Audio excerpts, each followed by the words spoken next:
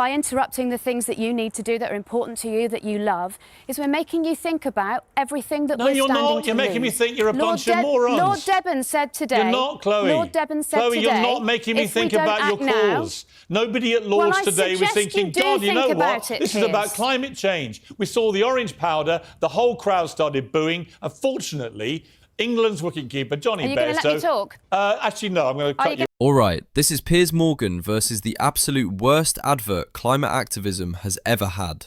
This isn't a debate about climate change. This isn't science denial. This isn't right versus left.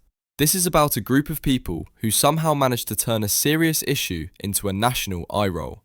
Piers isn't arguing that climate change isn't real. He's arguing that Just Stop Oil have made themselves completely unbearable.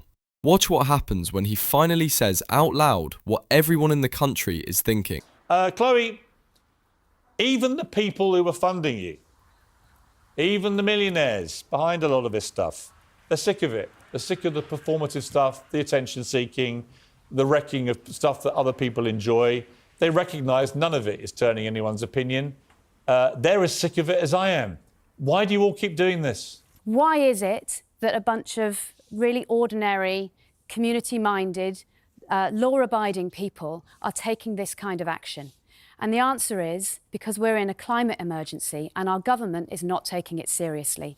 This action at Lord's today isn't the biggest climate story of the day. The biggest climate story of the day is the fact that the government's own climate change committee, which is headed by the Conservative peer Lord Debon, has found that the government's net zero strategy is failing on every single one of its targets. That means they're not keeping us safe now, and they are not keeping us safe in the future. You know what? Come on shows like this and debate that. I'll invite you on to have a proper debate about that. Invite us on, Piers. My message to you... We'll come on any time, but my message to you is the only way we get on is by doing these actions. No, it's not the only way you get on. That's a complete myth. There have been regular debates on shows like mine that don't involve a reaction to the kind of ridiculous nonsense we saw today. The truth is, you've become a group of wreckers. You just like wrecking things for the sake of wrecking. Nobody is coming along to your cause because of these stupid stunts. Piers. We all think you're a bunch of puerile, spoilt brats who are just going out of their way to cause other people inconvenience and ruin their fun. That is the reality. Well, you might well have serious... Hang on, let me finish. You might well... Hang on. You might well have a serious point to make, or many serious points to make. I might well agree with some of those points. I probably do. But you know what? The more of these things you do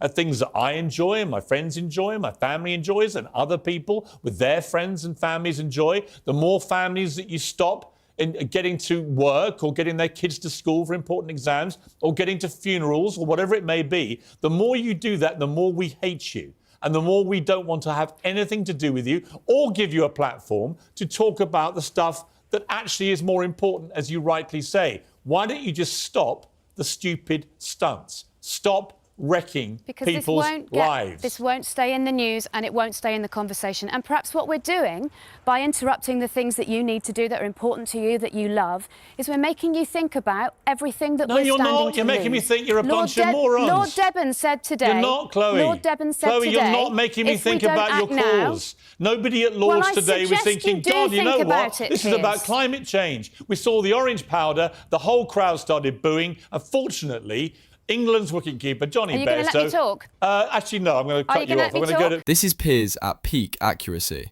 He doesn't call them dangerous. He doesn't call them extremists. He calls them spoiled brats wrecking things for attention. And he's right. Nobody at Lord's thought, wow, this has changed my mind about fossil fuels. They thought, get these clowns off the pitch. That's the whole problem. These protests don't persuade. They punish random people who did nothing wrong.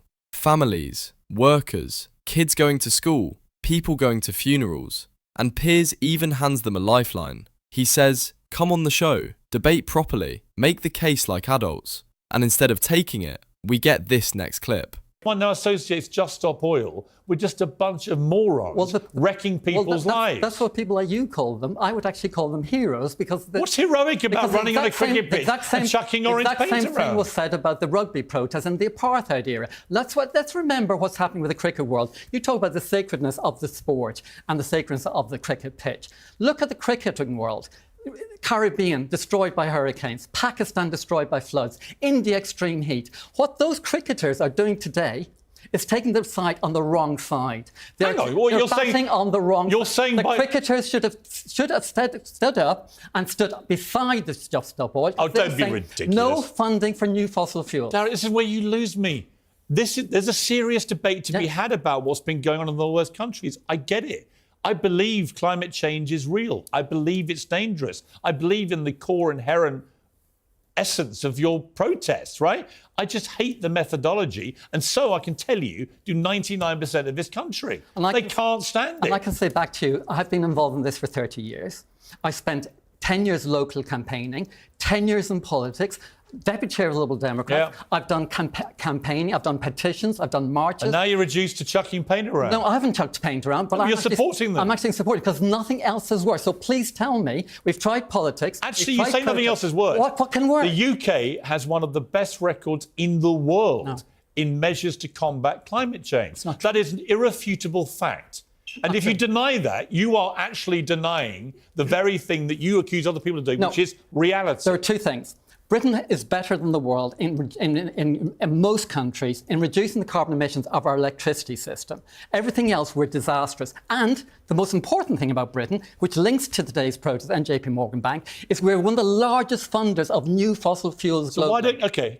As a broad brushstroke, it is undeniable that the UK is doing more than most countries in the world who are of the prosperous countries, is doing more to combat climate change than most others. That is a fact. What I'm agreeing with you is that we're doing more on our electricity, our own 1%. But the City of London and all corporations are funding 50% of global emissions. Here's my advice. So we have to protest. Here's my advice. No, you don't. It's a centre of the fossil fuel economy. Come on shows like this and make your argument. Don't go and wreck people's lives. And this is where the argument completely implodes. Now they're heroes. Now it's apartheid comparisons. Now it's history will judge you, which is always what people say when they have nothing convincing to say in the present.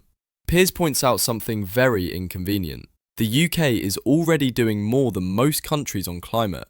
Climate change is real, it's dangerous, but none of that gives you the right to vandalise public spaces, ruin sporting events, block roads, and then act shocked when everyone hates you. This isn't activism, it's narcissism dressed up as moral superiority. And that's why Piers lands the real punch. If your protest makes ordinary people despise your cause, you're not saving the planet, you're just being obnoxious. So what do you think? Did Piers Morgan finally say what the country's been thinking about Just Stop Oil? Or are these people justified no matter how annoying they become? Let me know in the comments.